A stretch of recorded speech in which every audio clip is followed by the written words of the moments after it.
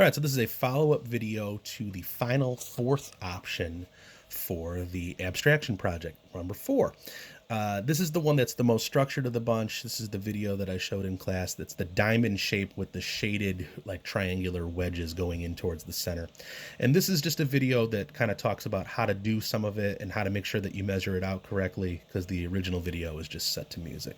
So the first thing you need is you need a square piece of paper. So how do we do that? Well, if you take a regular rectangular piece of paper and you fold it so that you hit the corner just like this and the straight side like that,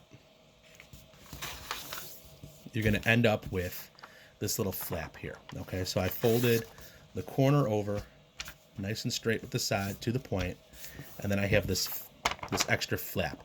If I get rid of this flap, then what I can do is when I open it up, I'll have a square. So let me kind of go about that. If you want to remove the flap, just kind of fold it back and forth a couple times. You could also use scissors. I didn't have scissors with me here today, so I'm just going to do the folding. Fold it back and forth a couple times, and then you can rip it. If it doesn't come out exactly perfectly, don't sweat it. It's okay. Get close. You can rip it over the edge of a table.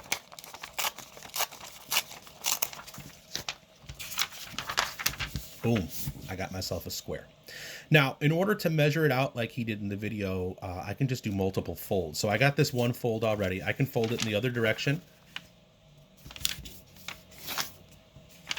That'll give me like an X. I can also fold it in half, like a birthday card. I can fold it top to bottom. So I got a lot of folds here. That's going to give me a lot of nice things that I can follow. And then what I'll do is I will bring my corners into the center point. This is like you're making a fortune teller or a cootie catcher or whatever the heck you called them back in 4th grade. You know you made them. There they are. All right, so we fold those corners into the center. And that's going to give me the diamond inside the box, just like he has in the video. All right, so unfold it. There we go. Ton of lines. But there we go. We got everything that we need. I can fold these backwards a little bit so that my paper doesn't move around on me or fold up on me as I'm working. And now I can start. So each section, okay, there's 8 of them, right? 1, 2, 3, 4, 5, 6, 7, 8. Okay. Each section, what I want to do is I want to have 4 lines, and then I want to have a line that goes right down the fold. What this will do is it'll make sure that my pattern stays consistent. So if I do 4 lines from the corner to the edge of this diamond, and then a line down the center, I'll be good to go. Let's start it, and I'll show you what I mean. What I can do, too, is I can actually trace over the line here for my diamond so that I can see it.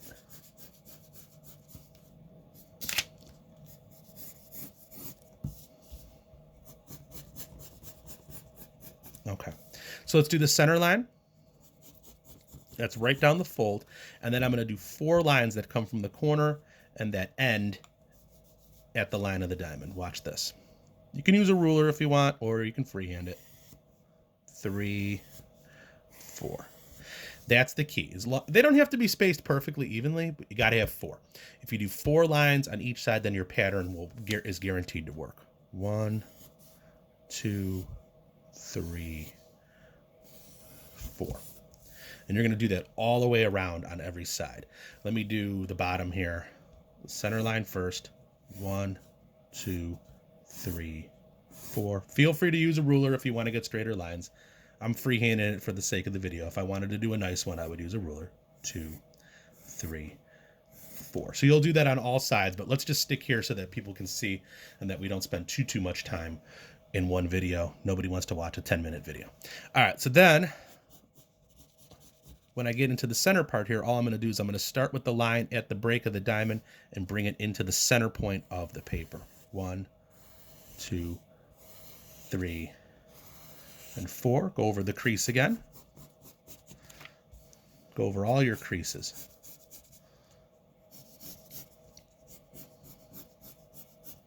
And then again, just bring those lines in from the edge to the center. I was a little off there. I'm going to let it roll.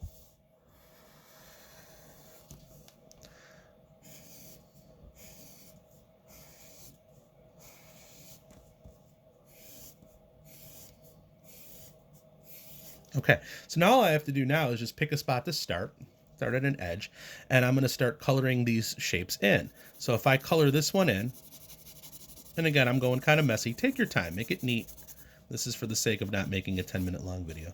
Then I skip, then I go to the next one.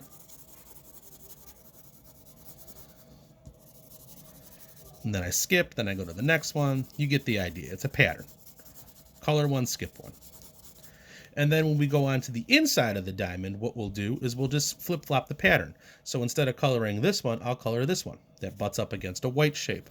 It's a very simple A-B pattern, okay? But what you do when you do it, when you get to the end of it, it looks really, really, really nice. And I'll show you one that I've finished a whole section with much neater as well. Like I said, take your time.